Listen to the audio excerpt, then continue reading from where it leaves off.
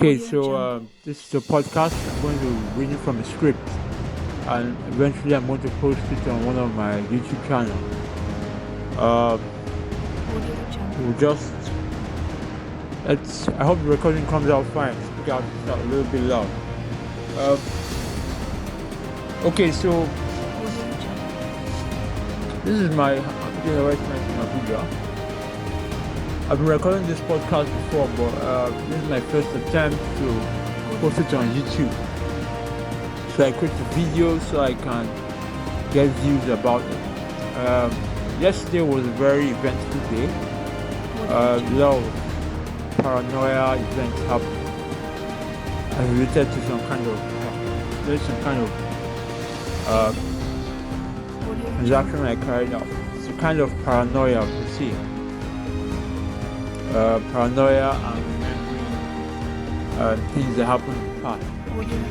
So, after buying food, it seems another health attack on me was launched from, like I said, spiritual crimes exist because when they start or when it occurs, if they are not reported, a lot of people are privy to these things. They know what's happening, they have the ability to see it happen, but because it's not reported, it exists. And it's unfortunate that even in foreign countries like the USA, there were people who did not take immediate measures to guard against criminality. How it works with white people, it doesn't come as a forceful entity or a forceful premonition. It comes as the delightful experience that leads your guard and the enemy attack. So, as a kind of spiritual crime that occurs in this part of the world that I'm in, it's an intent to participate, collaborate, and participate in externals, not disclose of previous crimes. And because of any form of spiritual or health attack carried out on me, they have the ability to carry out telepathic attack. Telepathic means in spirit or in etheric form. There are some people who have the ability to manipulate your neurons. It could make your head scratch. It could intelligently make you carry out certain actions. They do it as they hide. Sometimes they can imagine it in their mind. It's like that's why they were promoting the mind over matter euphemism. Such spiritual health attacks will come on me usually because I make assessments. Every time I'm buying food, buying an item, I specifically make assessments. I pronounce that something is wrong, it should not be done, it should not be carried out. When I'm purchasing a product, I specifically state social distancing laws apply, or I specifically state that terms and conditions protecting trade apply. There must be instant retribution. There must be stark retribution on all who had an intent to participate, locally and internationally, collaborate, and in externally, and who witnessed previous health attacks on me, carried out on me, and it shall be carried out on them repeatedly till they disclose their spiritual crimes. White nations have been disclosing their spiritual crimes, but these black people I'm surrounded with have refused to do so. I will not be used as bait or object of penance or abolition, and there shall be no respite or abolition or supplication from them.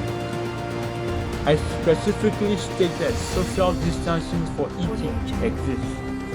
What it means is, as long as you keep a distance from people, and specifically when you purchase a product, social distancing must apply.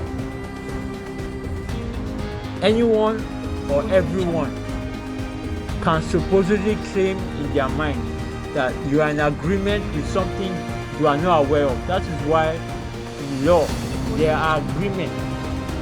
And in law, if people decide that a group of people are risk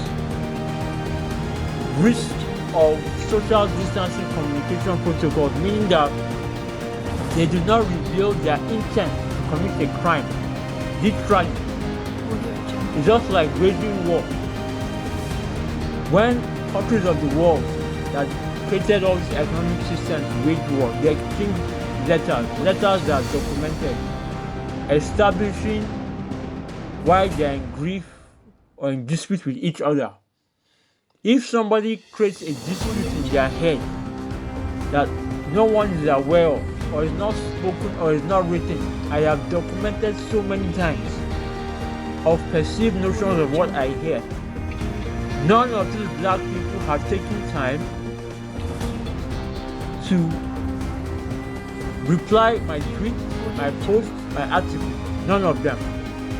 So when it comes to communication through protocols, I have fulfilled these clauses. I can attest to the fact that a thought in one's head can be literal in English or even another language.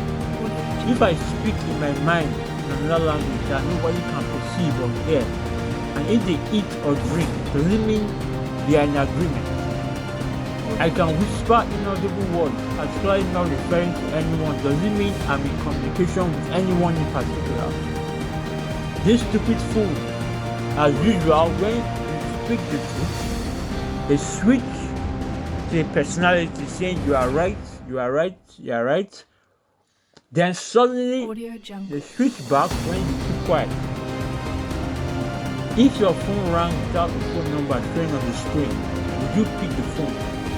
If your phone number rang and your phone number not on your contact list, would you feel fully confident to pick the phone?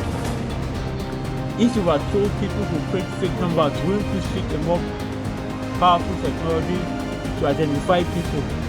So it applies for social distancing to guard us completely and provide a boundary to shield us from people who are psychologically disturbed, like these black people, and also some white people who have a problem that they think everyone is like them, with the ability to read people's minds, read people's thoughts, telepathically manipulate people. Some people feel it is okay to use the ethereal energy of someone else. Why would somebody listen to these words of correction or wisdom and switch the personality of somebody saying you are saying the truth, and the same people are witnesses to a crime, they are participatory to a crime, they participate in illegal crime? There will be more judgment, more dangerous consequences for those who attest to the acknowledgement that what you are saying is truthful. And as I'm reading this, somebody is still attempting to manipulate me telepathically and spiritually.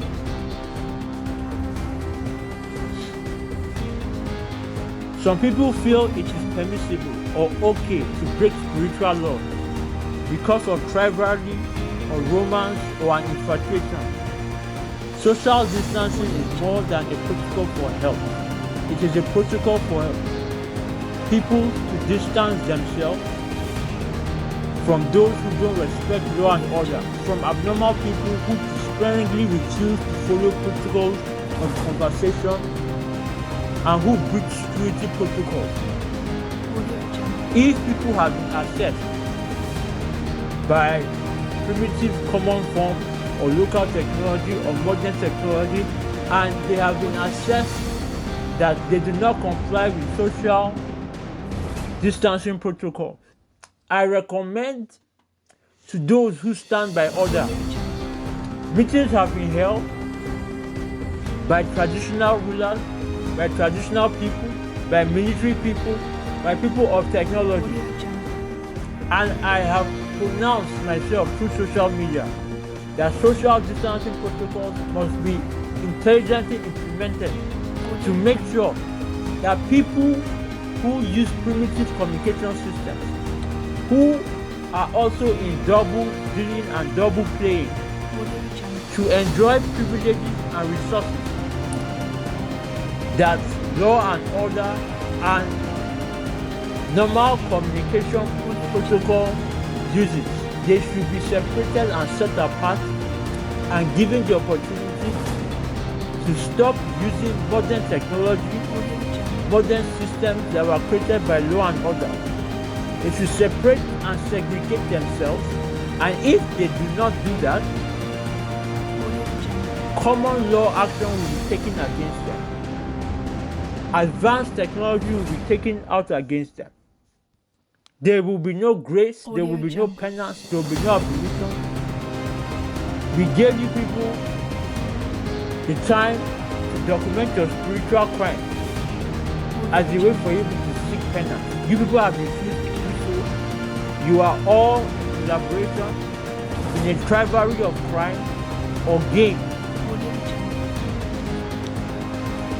It is fully obvious who the enemy is. There is no two ways about it. And the truth is, no matter where you people go, where you hide, whatever planet or time zone or dimension, there will be consequences. You will be apprehended and you will be punished for your spiritual crime.